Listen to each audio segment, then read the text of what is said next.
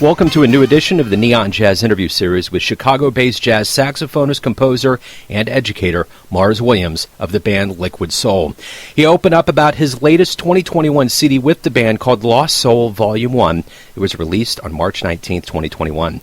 Liquid Soul is a Grammy-nominated 8-piece collective that built its reputation on a compelling mix of jazz, hip-hop, funk, free jazz, and hard-bop. Liquid Soul had a Sunday night Chicago residency starting at the Elbow Room in 1994, very hip and happening joint, then moved to the Double Door. Mars is a storied cat that has been all over the music map with the likes of the Psychedelic Furs, Billy Idol, Billy Squier, John Scoffield, Charlie Hunter, Jerry Garcia, and so many others. He's full of wit and wisdom and hope. Enjoy his story. Joe Domino, Neon Jazz Radio. How you doing? Hey, I'm all right, man. How you holding up? I'm holding up. All right. One day at a time. It's a weird world, isn't it? Yes, it is. I'm waiting to wake up one morning and have David Lynch just walk down the street with that cigarette dangling out of his mouth and just yell, "Cut." Oh, that would be too normal for one. As Rod Serling gives him a big bear hug, one way or another. Hey, thanks for taking a minute out, man. Yeah, no worries. Thanks for doing it. You bet. And, I love the sound of Lost Soul from Liquid Soul, and I've noticed over this pandemic, and maybe it's just me, I think I have a pretty decent beat because I get so much music. There's such a level of electronica that's getting infused in the world of jazz. It almost seems like that's kind of an offshoot, a creative offshoot of this pandemic. What are your thoughts on that, of the evolution of the jazz sound? During the pandemic, I think that there's probably, musicians are locked in their places, especially, through last year, and we're looking for different ways of creating and using whatever art forms we have at our disposal, since there wasn't so much interaction with other musicians, or live, that is. So, this is I'm just guessing. I think that, searching for whatever tools we have at our disposal, one of them is using electronics, using what technology we have at our disposal, looping, sampling. I've noticed that there's been some records where there's been some live music recorded, then been chopped up and turned into loops. For instance, Jeff Parker does a lot of that, and Mekhi McCraven. It's very interesting stuff. It's like I respect that people are using whatever tools they have to create and to create their sound. As far as it, I think that there will be. Yeah, it's a tough call. I don't know if it's because I also listen to a lot of free improvisational music and more contemporary music, and that is still going on too. So it really depends on what you're being exposed to. I think you being exposed on the radio, there's probably a lot more of the music that you're talking about is being played on the radio than more really experimental stuff. Yeah. But, like with Liquid Soul, we always used, at the time, this was early 90s, and doing things with a DJ and sampling back then, it was a really new thing. But it was this new technology, this new tool that we can create with, and let's try and fuse these things together and see what can happen. I guess it's probably about the same thing happening now, except that there's a lot more access to technology than there was back then. So Lost Soul Volume 1 came out on March 19, 2021, and when we look at our history here, it was around March of last year that everything shut down. Did it seem satisfying, kind of a sentimental kind of anniversary to be able to release an album during, 1 year after everything shut down? Yes.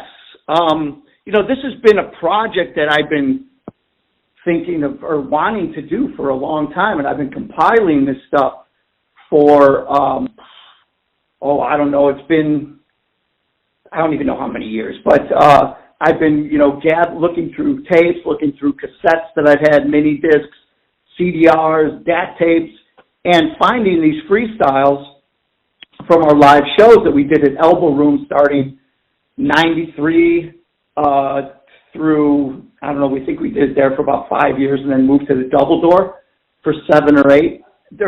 We freestyle through a lot during these shows, so I started compiling all this stuff. The pandemic, being locked down, gave me some time, for one, and like what I was just talking to you about using whatever tools you have at your disposal to create music. Well, I'm sitting here going, okay, you know what? I'm going to dig through this stuff because I can't get Liquid Soul to play right now live because we're 9 guys. So I went through these tapes and compiled these things and put together a record, which is my way of making a record during the pandemic. But it's music that, I originally did it more of like a retrospective so that this music could be heard and people can follow the evolution of the music and of the band from the beginning. And when I listen to this record now, I'm like, for thinking that, I took this stuff from cassette recordings or whatever, I listen to this record and I'm like, this is a fantastic record. This is like a real Liquid Soul record. And I'm really proud of it. It almost seems too an offshoot of this time of like slowing down and reflection. Seems like it made everybody slow down a little bit more to maybe recognize something like that. Like you did have this album through all this material you collected over the years. Everybody was so busy all the time. It's like once we slowed down, we had a chance to say, oh, well, I got this. I can produce this. I can get this refined. Did you find that to be the case? Yes, for sure. And, there's still, this is the Lost Soul Volume 1 means that there's going to be other volumes. I know that for sure we have Volume 2 and Volume 3 almost ready to go. So there's a lot of music there. And I'm proud of the music, and I really am happy that it's getting out there for people to hear. So talk to me a little bit about the band. I mean, I love Chicago. I mean, Chicago is one of my favorite places on the planet, and you've had a residency with this band. Talk to me a little bit about kind of the beginnings and the evolution up to now. Well, it started off as, a small Sunday night at a small club in Chicago called the Elbow Room. I'll try to make this brief, which is difficult because it was so long. But we started off as just a 5-piece, and the idea was having a DJ throwing down some beats and us putting some improvising over it or taking a jazz standard and putting our spin on it, turning it into more of a hip-hop groove over a jazz standard. Then I started writing more specifically for that, for this format. And then we were bringing in MCs would come up and guest. We opened up the stage at the beginning. We had so there was through Jesse De La Pena's outreach with a lot of the rappers in town and the hip hop community, because he was also doing a night of the same thing, was like a hip hop night, and he was spinning and bringing in MCs. So by adding the live musicians and having Jesse bringing in this other community, I really like the idea of doing these different layers of styles of music and seeing where it would go. And by having a residency in the early days, we were able to experiment every Sunday. I try like a different groove, Jesse would put down a different beat. We had different musicians coming up on stage. We'd open the stage to them, and that's how the band grew from a 5-piece to a 9-piece, basically. I added Ron Haynes would come up and jam with us and on trumpet, and I'd say, I really like the sound with the trumpet and sax. Boom, he's in the band. Trombone player, Johnny Showtime, he would come up, play, and then I'd add him to the band. And Frankie Hill would come and play keyboards and added a keyboard. And it just started getting out of hand. But the sound, for me, is what I was looking for. And the idea of Liquid Soul, when I my vision of it at the beginning was to have a group that I could take all these different styles of music that I love and I love playing and have played separately, these genres, and layer them on top of each other. And the only rule was that there had to be a groove. Other than that, anything else can happen over the top of it. So it evolved by audience-wise was how the band also evolved, because more people started coming in, and it turned into a scene. It was the place to go on a Sunday night, because the music was different, but the music could appeal to people that like jazz. The music could appeal to the hip-hop crowd, to the dance crowd, to the funk crowd, soul. It was all these different people were coming into the venue and mixing. So the music was mixing. We were mixing the music, but also the crowds were a mix of different people. And it was great. It was like, it was just such an amazing opportunity to see all this. And then we outgrew the room, because there would be lines down the block, and it started getting popular with the sports figures like the Chicago Bears. They would come after the Sunday games, even if they were out of town playing. They'd fly in, or the Bucs or whatever, however they get back to Chicago, and they'd be like, "Hey, let's go out and hang out." So they'd come over to the Elbow Room. Chicago Bulls, Rodman, Pippen, all those guys, they'd come down and hang, because it was the place to be, and the music was hip, and it was hip to be seen, because it was a scene, it was a vibe. And as it got bigger, we went to the Double Door, and they let us do the Sundays. It grew. It's supposed to hold 500 people on a Sunday, but I remember a time where we had over 900 people come into that club on a Sunday.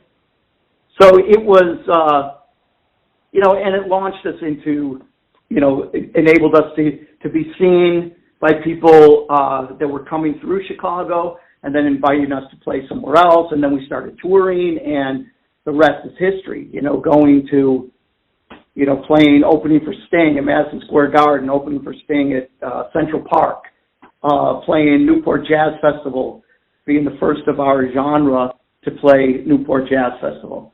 Then going to Japan and playing the Newport Jazz Festival in Japan, JVC Festival. Internationally, we were playing all these major festivals, Montreal Jazz Festival, Vancouver. It was just incredible.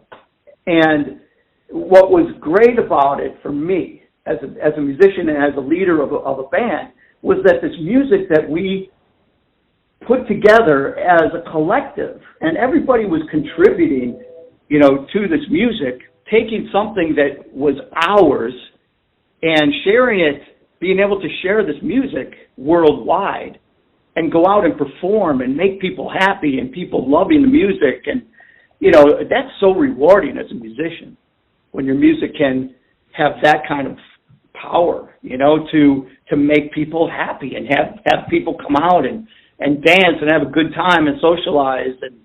And we were just doing what we wanted to do. It was incredible. What have you learned from just these experiences that you're talking about here, being around big musicians?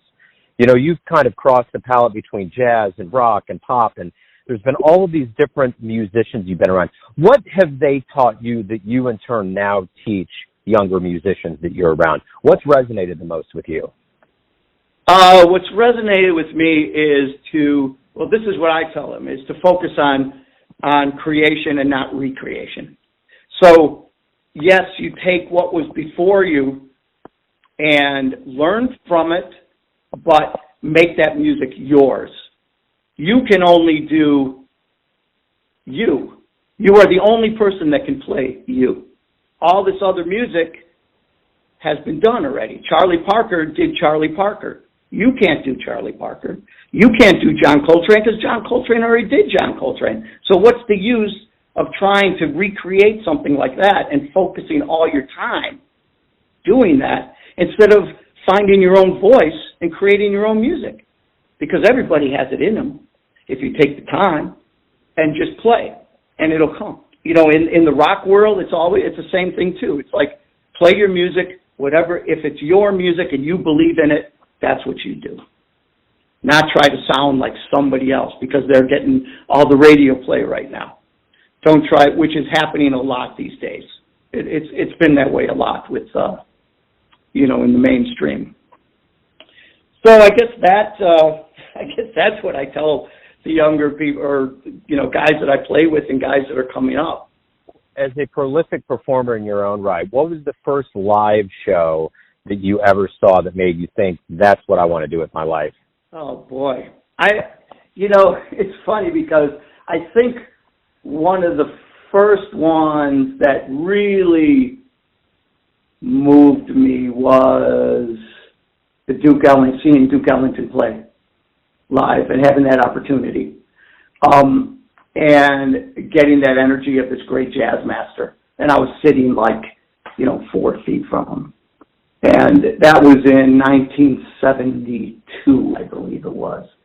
And, oh boy, you know what? I can't even find one because I knew I wanted to be a musician before that, before I even saw these different musicians playing, because music was my life even as a kid. I was practicing. And I was more of a classical musician at that time. And I didn't change from clarinet to saxophone until the summer I got out of high school. And that's when everything changed for me. And so I would say that at that period, when I switched to the saxophone and my whole direction of music changed and my whole outlook of music changed, and wanted to be a real performer and do my music, was probably when I saw the Art Ensemble of Chicago perform, which was probably one of the most influential bands of my musical career.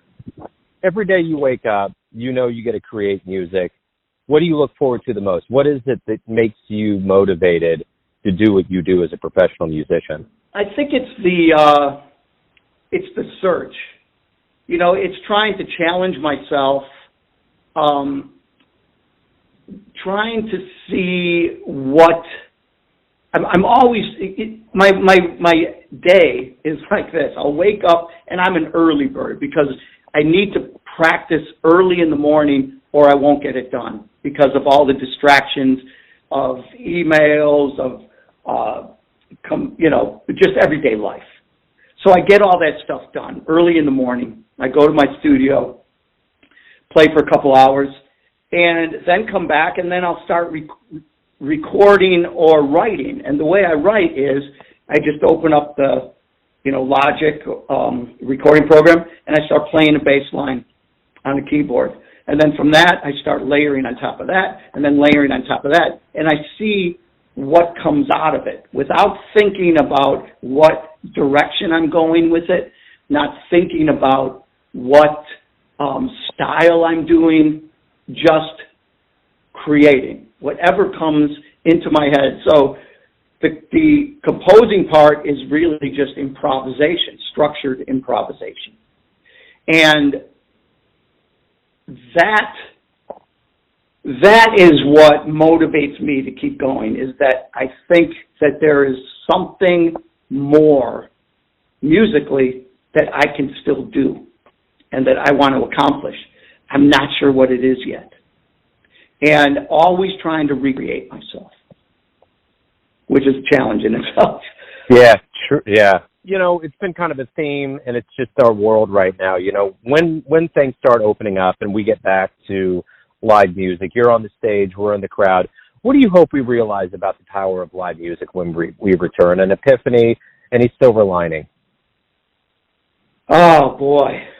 I think just the energy of what's coming off the stage and what the musicians are feeling, the energy of the audience, this interaction of people the internet, the music and the audience and the fans, it's like, that's what's missing right now, this electric energy. And that's what gives, for me, I can only speak for myself, but, like even with the Psychedelic Furs, and we're out there performing, we play the best when the crowd is interacting. So we're feeling their energy and feeding off of that.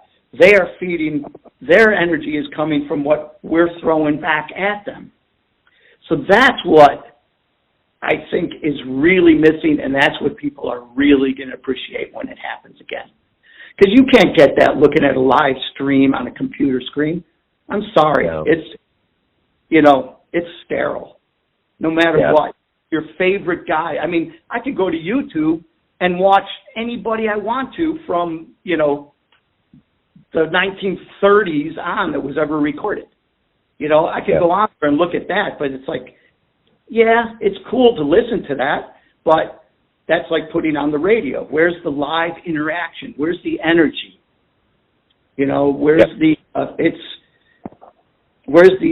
Music is organic. It's got to be, and it's a part of society. It's got to be shared. It's got to be felt. Yeah, I agree. So everyone has a perception or an idea of who they think you are, your family, your friends, your fans, but ultimately you're the one in control. You live your life. Who do you think you are? What's your perception of who you are? Wow. I'd say, I would like to think that not to just define myself by just being a musician. I also am very active in working with other people in other areas of life. I like to give back. And I think being of service is probably the most important thing for me, if I could be even of more service, to help younger people that don't have opportunities, trying to give them opportunities, giving them a choice between having to, put all their energy into using drugs or drinking alcohol, or, selling drugs, selling alcohol, or just having another opportunity, showing them what's out there and sharing my experience, strength, and hope with them. That's what I think I would like to be defined as a good person. Whether it's coming across or not, I don't know. But then there's also the musician side of me. And that is somebody that is always searching, and somebody that's not just going to be dormant and just sit there and wait for things to happen. I'm going to try to make things happen. Beautiful. Mars, thank you for taking a minute out. Good luck with the album and the return to the stage. I appreciate it. Hey, I appreciate you, man. Thank you. Thanks for listening and tuning in to another Neon Jazz interview. We give you a bit of insight into the finest cats in Chicago, New York City, Kansas City, and spots all over the world, giving fans all that jazz. And thanks to Mars for his time, music, and story. If you want to hear more interviews, go to Famous Interviews with Joe Domino in the iTunes Store. Visit neonjazz at youtube.com for everything Neon Jazz all the time. Go to the neonjazz.blogspot.com. Until next time, enjoy the jazz, my friends.